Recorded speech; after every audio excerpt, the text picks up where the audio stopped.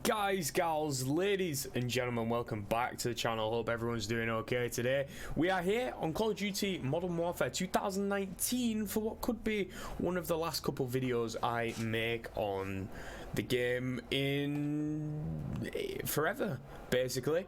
This game, I've played way too much of it, if I'm to admit.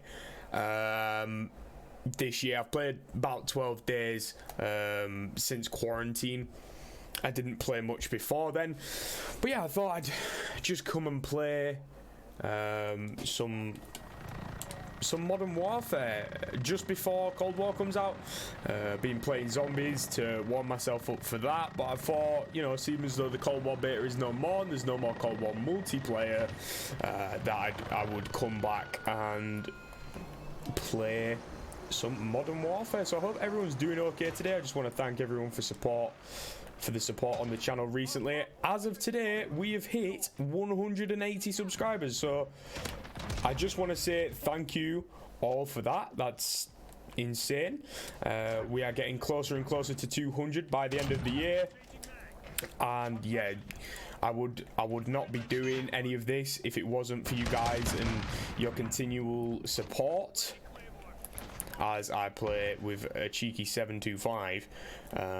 Seems like it's basically as good as what it used to be here on Modern Warfare. So yeah, it's just a case of me chilling, talking to you guys, not much going on.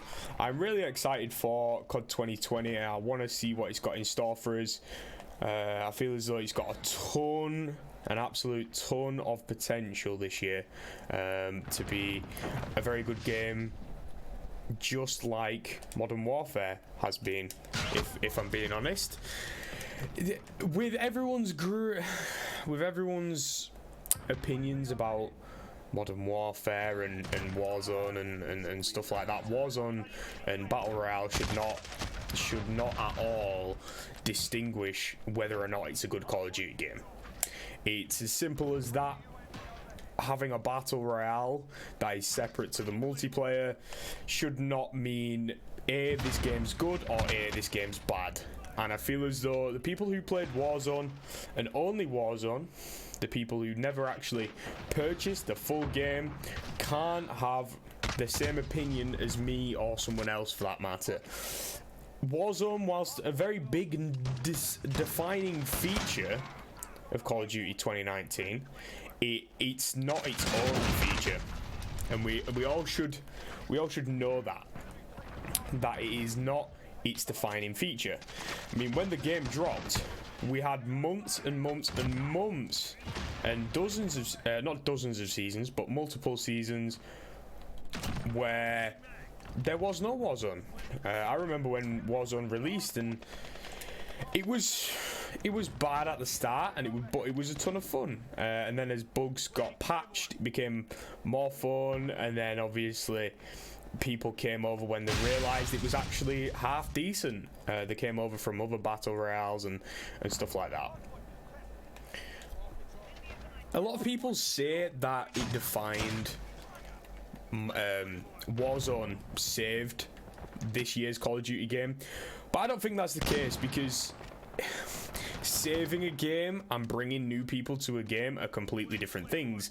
I think what people are not making sense of the fact is that no matter what, people who like Call of Duty, you know, will probably play the multiplayer and the campaign, and then the infamous third game mode, which this year was Spec Ops, and that fell off. So it lacked as much replayability as it potentially could have had.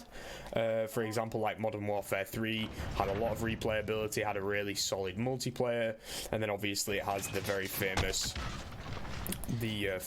Spec Ops mode, which we all know from Modern Warfare 3. If you ever played Modern Warfare 3, then you will know that Spec Ops was a very good game mode. Now, they didn't do a good job with Spec Ops this year, especially making it exclusive to PlayStation players for the first year, which is kind of similar to what they're doing with Zombies Onslaught now I come to think of it, with Black Ops Cold War. having a game that has replayability allows more players to constantly play throughout the year, and it's as simple as. But as we crept into June and July, I think they needed to do something, because I don't know if you guys know, but Modern Warfare 2019 came out in August 2019, so by the time we hit August 2020, it was out for a year. It came out, you know, Black Ops 4 had an early launch in October, 1 month prior to what normally Call of Duties have. But the fact that it came out in August 2019, they needed something to spruce it up, and the fact that Spec Ops wasn't made available to Xbox One players up until August 2020, you know, they needed to make a third game mode to increase replayability. So they had a look at Blackout, the failure, I would say, of a battle royale on Call of Duty, but then they built on that and made it very, very well designed and better features, if I'm being truly honest. I didn't play much of Warzone, but it is what it is. But I'm just happy to be playing. I'm kind of playing just to, I don't know, maybe pass time. There's a part of me that wants to play every evening so that I can grind up to tier 100, so I can, you know, just round off the game, level 155, battle pass tier 100, and just end it from there, really, and go into Cold War with a clean slate, knowing that I'd, you know, use my money wisely this year, especially with the Call of Duty game. And it's another addition to that. I think the fact that people want to get more of a money's worth out of the game makes it better. That they're bringing free post-launch content. I can't even speak. Free post-launch content. It's a big thing. For zombies, you know, obviously they did that all year long here on Modern Warfare, and it worked to their strengths. It allowed more replayability. People were excited about new game modes, new maps, and it worked to the strengths. And I think if Zombies and Treyarch can take anything from that, with the ability to the ability to have free content, so that the replayability of a game increases. Because I think that's where Black Ops 4 went wrong, obviously, with zombies and the blue screens and shit, and not everyone were fans of the Chaos story. You know, that was where they lost it. But they did 4 maps at launch, and I would rather have 1 or 2 good maps at launch that are extremely replayable, rather than have 4 maps and I just feel as though I'm fighting a lost battle from the start, with, like, you know, I've got this map to play and I feel obliged to play it, and I don't feel as though anyone should feel obliged to play all maps. If they only play 1, you know, if they only put 1 or 2, let's say they put 2 in, which we know they're not doing at the start, but then you got a whole entire different game mode.